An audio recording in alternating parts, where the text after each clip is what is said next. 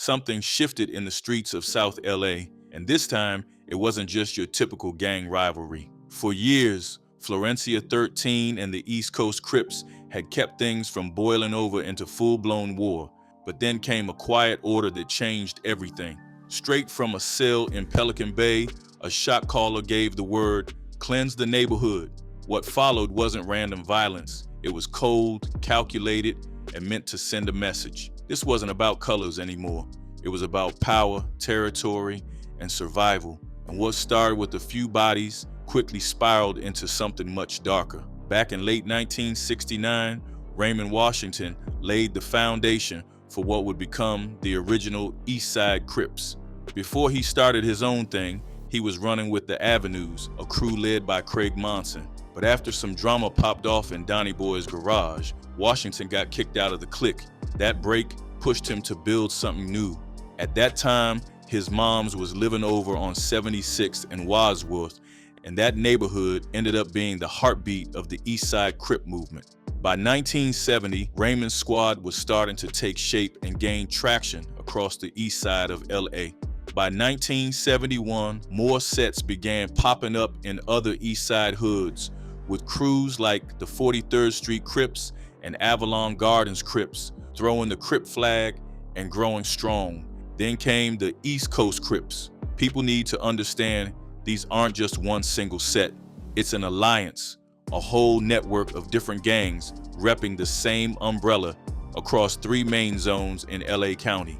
Around 1974, the East Side 62nd Street Crips sparked what will be known as the East Coast Crips Alliance. But a lot of the gangs that later claimed East Coast had already been doing their thing under different names since the early 70s. Squads like the Q102, Town Street Boys, 69 Shack Boys, 76 Shack Boys, and the 118 Block Crip. The 62nd Streets were probably one of the first to actually throw East Coast in their name in the late 70s, but they weren't the oldest. Most East Coast Crip sets fall under bigger umbrellas, like the Neighborhood Crips or the Block Crips. They ride under what's called the 2X card, which ties them up with Neighborhood Crips, and when they link up, people call them the East Coast Neighborhood Crips. It goes even deeper. The East Coast Crips roll with the Rolling Horse Crips too. That includes cliques like the Rolling 90s, Rolling 60s, and Rolling 40s, Neighborhood Crips, all allied up. But it's not all love in these streets. The East Coast Crips have been locked in beef for years, with sets under the Gangster Crips 3X card, and they have also had a long-running war with Florencia 13, a major Mexican-American gang. You see, for a minute, the East Coast Crips and Florencia 13 managed to keep things chill, even with outside pressure trying to push them into war. People active in Florencia back in the 90s remembered how these two didn't really trip off each other, the way most Black and Latino gangs stayed in their lanes during the wild late 80s and early 90s. They were too busy beefing with rivals of their race to even worry about each other. But around the mid-90s, everything switched up. The Mexican Mafia started flexing its influence, telling Latino gangs to stop banging on each other and focus on taxing drug dealers and straight up pushing Black people out of their neighborhoods. Florencia, for example, had been going at it heavy with 38th Street, another Latino gang to their north, but under the new rules, they had to make peace. They even played a pickup football game with 38th Street at one point, trying to squash the drama. Then 1996 came around and messed everything up.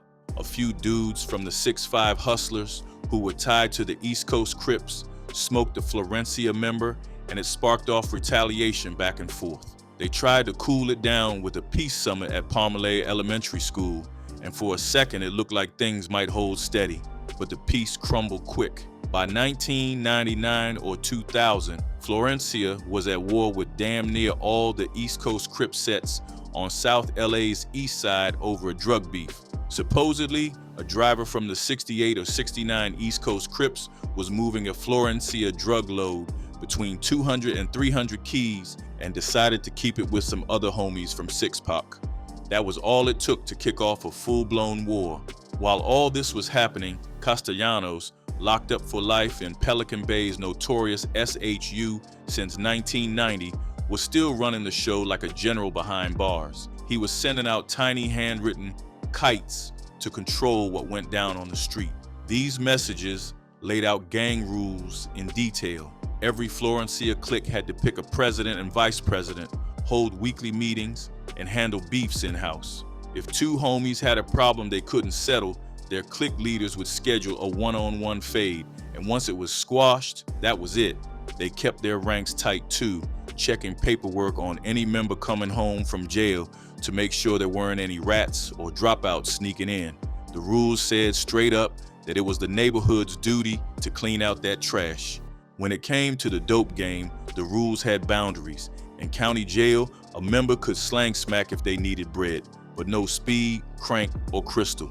And on the street, smack sales were a no-go in their own turf. Let the fiends cop that mess somewhere else. Being linked to the Mexican mafia had perks too, like protection from getting taxed or green-lighted by other gangs. Castellanos himself bragged to his crew that he and his brothers showed love to the barrio by making sure nobody messed with them or put a green light on their name.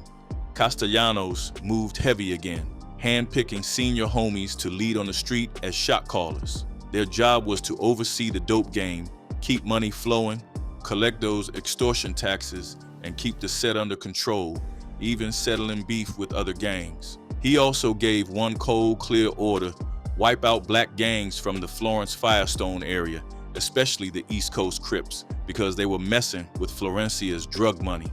The Jokers clique, one of the oldest and most connected sets, didn't hesitate. If they couldn't find a Crip, they'd go after any black person nearby, treating them like enemies just for being there.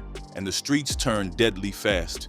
It was the evening of October 11th, 2004, when Emmanuel Romero pulled up in a stolen ride to scoop up his homies Mario Moreno and Edgar Navarro.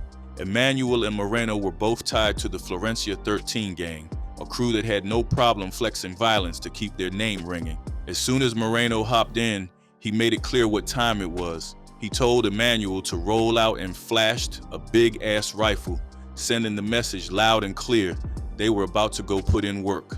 Emmanuel drove them over to a liquor store, deep in rival territory, claimed by the '89 East Coast Crips. Posted up outside that store were Robert Tyrone King and Daryl Dennard, just kicking it with a beer in hand. Neither of these dudes was gang affiliated, just regular black men trying to chill. But that didn't matter to Moreno. He leaned out the window and let off 3 shots, hitting both King and Dennard in the back.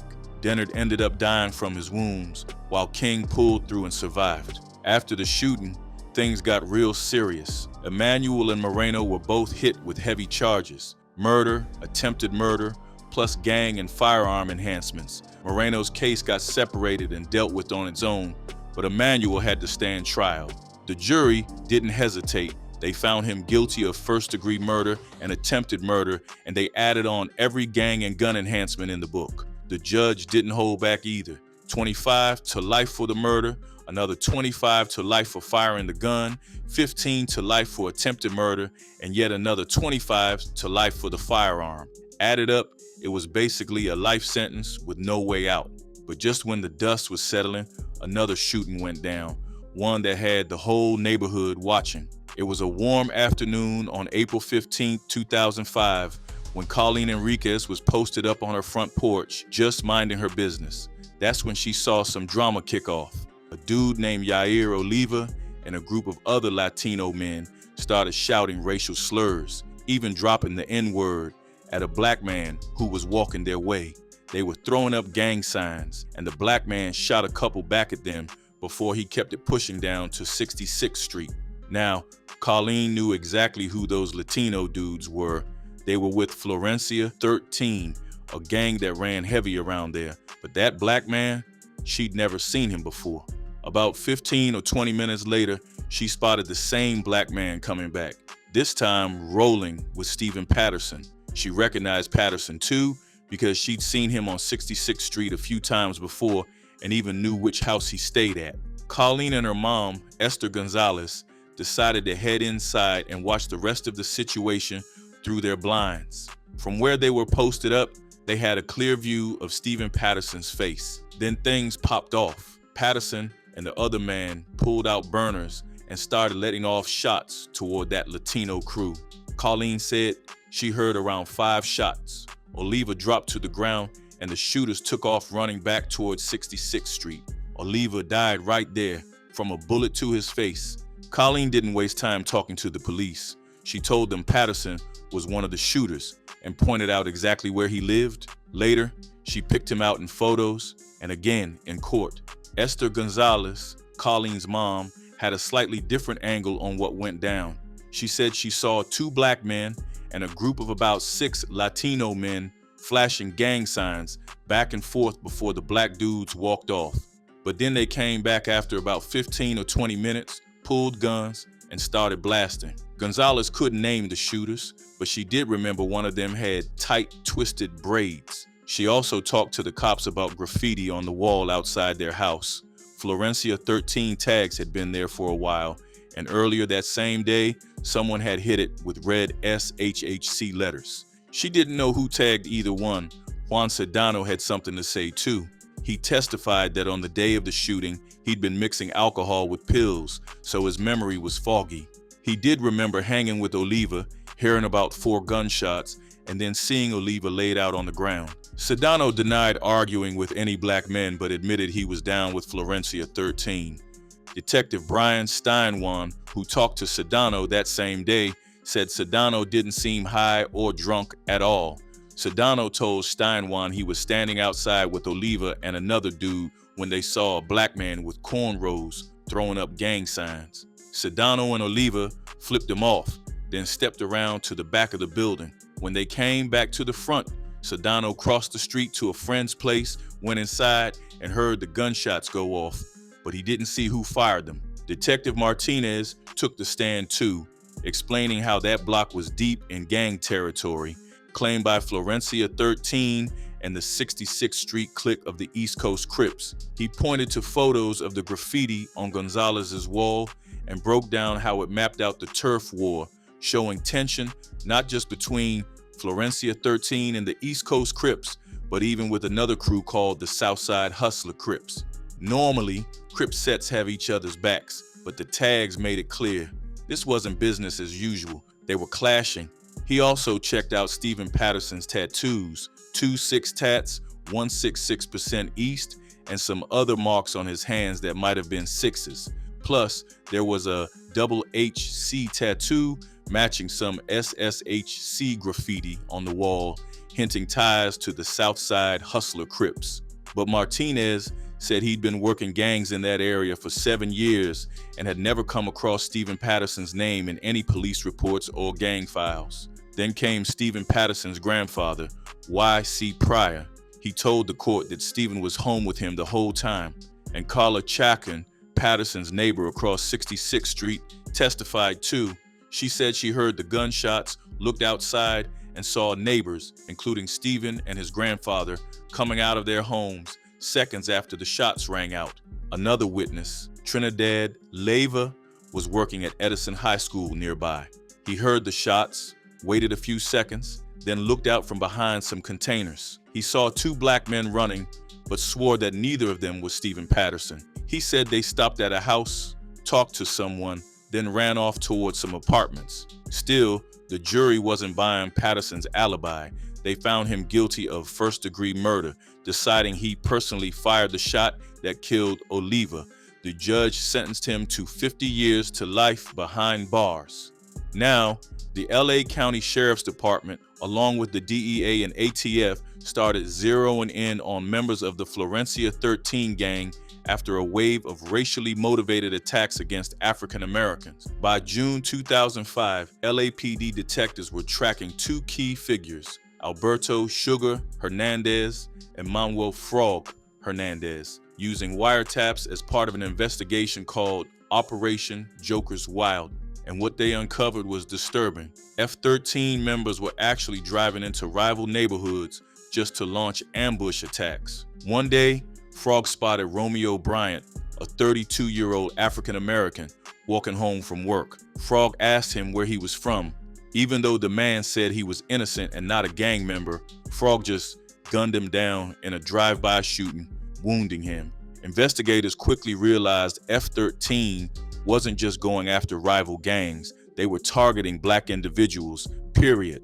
And what made it even more disturbing was that these orders were coming straight from the Mexican mafia. That year, the violence spiked, with drive-by shootings being the gang's go-to method. Even though law enforcement managed to break up the specific clique led by Joker, F-13 had around 2,000 members and was still a serious force. It didn't take long before they struck again. It was the night of September 3rd, 2005, when 15-year-old JM and 17-year-old DJ stepped out of a store, minding their own business.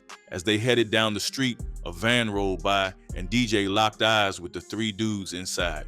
Those three, they stared right back. Feeling something off, JM and DJ cut through an alley, but that van crept right behind them, headlights off. That's when Frank Silva leaned out the passenger window, strapped up, and let off shots toward them. Somebody in the back joined in too, busting off a different sounding gun. DJ took a bullet to the stomach and dropped, but Silva wasn't finished. He actually jumped out of the van, kept firing, and walked straight at DJ. Like a miracle, DJ managed to get back on his feet and run for it. Neither he nor JM had any kind of weapon, and the shooters didn't even say a word before popping off. JM pulled up DJ's shirt and saw a single gunshot wound in his stomach. Lucky for them, a nearby LAPD officer heard the shots and rolled up quick, chasing the van down. When the van finally stopped, Silva hopped out the front seat, Edward De La Cruz climbed out the back with a shotgun, and Robert Contreras stepped out from behind the wheel. Police managed to snatch all three. Before an officer grabbed him, Silva dropped a loaded 9mm right there on the street. DJ ended up laid up in the hospital for 6 days, needing 3 surgeries to patch him up. JM wasn't spared either. His finger and his head got torn up pretty bad. According to Detective Tommy Thompson, those injuries came from birdshot, which is tiny pellets sprayed from a shotgun shell. At the scene, police scooped up a spent shotgun casing, another live shotgun shell filled with birdshot, plus 3 spent 9mm casings that matched Silva's gun. That unfired shell had even been cycled through De La Cruz's shotgun. This shooting happened deep in East Coast Crips territory, an area they'd heavily claimed, with their tags covering that same alley where JM and DJ were hit. On the other side, you had Silva, De La Cruz, and Contreras repping Florencia 13. According to the prosecution's gang expert, these F-13 shooters likely saw JM and DJ as enemies. Taking them out wasn't just about the hit, it was about boosting their street cred, cutting down Crip presence, and sending a loud, clear message: don't even think about talking to the cops. When Frank Silva took the stand, he said he was only 16 back then, repping Florencia 13. That night, he'd been chilling, drinking, smoking with his homies De La Cruz and Contreras at their hangout spot. Somebody had handed him a gun, just in case they ran into rivals. Later on, the 3 of them jumped in Silva's van to go hit up a taco truck, knowing full well it was deep in Crips territory. Frank noticed De La Cruz brought a shotgun too. He had his own 9 tucked in his pocket, but tossed it on the floor of the van. After grabbing food, they spotted 3 black dudes throwing up Crip signs. Contreras turned the van around and pulled up near an alley where they saw those same guys again. Somebody in the van yelled out, "Gun!" and Frank thought he saw one of them reaching for something in his waistband. Panicking, he snatched up the 9 off the floor, stuck it out the window, and squeezed off 3 shots without even aiming. Contreras peeled out right after. Frank swore he never got out the van to shoot, but admitted he knew they were in a Crips hotspot. In the end, the jury found Silva guilty of 2 counts of attempted murder, deciding both were willful, deliberate, and premeditated. The court handed him 40 years to life, but barely 2 years later, the streets lit up all over again. January 20th, 2007, it was just past 7:30 p.m. when 2 LA County Sheriff's deputies, Stephen Longan and Mark Sunagawa, rolled through Compton on a mission. These 2 were part of the Compton Homicide Task Force, rolling heavy in full uniform, rolling out of Century Station on what they call a saturation patrol. That meant flooding the hood around 81st and Miramont, trying to clamp down on the gang war popping off between Florencia 13 and the East Coast Crips. They were cruising south on Miramonte when, out of nowhere, shots rang out. As they pulled closer to 81st, they clocked a dude named Espino, arms stretched out, dumping shots west down 81st like he was aiming for a target. Longan jumped out quick, locked in, moving toward him. Espino spotted the law and took off running south, trying to shake them. Sunagawa hopped out too, backing up his partner as they chased Espino through the block. But then, more gunshots cracked off from the same spot. Longan whipped around fast and caught another shooter posted up. This one named Orozco in a full-on shooting stance, letting rounds fly. Longan yelled out to Sunagawa that they had another shooter in play, while Sunagawa stayed on Espino. Longan knew he was wide open, so he dived behind a parked car, hugging the engine block for cover. When he peeked over the hood, Orozco was staring him down, crouched behind a palm tree, pistol aimed straight at him. Longan said they locked eyes, and even though he didn't hear rounds zipping past his head, he was scared for his life. He squeezed off shots, seeing Orozco drop forward onto his stomach with his hands down by his sides. Longan stayed on the radio, calling in that shots had been fired. As backup pulled up, he kept his gun trained on Orozco and crept closer. He asked Orozco if he was hit, and Orozco told him he thought he caught one in the leg. Right there near the palm tree, Longan spotted a Glock on the ground. Crime lab guys checked out that Glock and saw it had jammed while someone was trying to blast off more shots. Inside, there was one round in the chamber and another bullet half stuck jammed against it. 3 more live rounds were still in the mag. Basically, if Orozco wanted to keep shooting, he would have had to fix the jam, reload, and rack the slide again. The DA hit Orozco with assault on a police officer with a semi-automatic, and both him and Espino got charged for assault with a semi-automatic firearm. The case went to trial, and the jury found both of them guilty. Plus, they tagged on all those extra gang and gun allegations that stacked time on top. When it came time for sentencing, Espino got hit with 29 years and 8 months. Orozco had it even worse, 42 years and 4 months behind bars. But behind the scenes, law enforcement was starting to piece together something much bigger. Operation Joker's Wild was a straight-up crackdown on Florencia 13's dirty business. Everything from drug slinging to extortion to straight-up racially motivated murders targeting black folks in the neighborhood. This wasn't a small-time bust either. It had everybody in it: the DEA, ATF, ICE, IRS, the LA County Sheriff's Department, probation, and the high-intensity drug trafficking task force. They all teamed up to bring the hammer down. Then in 2007, Florencia 13 got hit hard with indictments. Authorities went after 102 members for everything from drug trafficking to murder, attempted murder, rape, and extortion, the whole 9 yards. But one major name was missing: Castellanos. He was already serving a life sentence in Pelican Bay, and they figured it was safer to keep him locked down in isolation.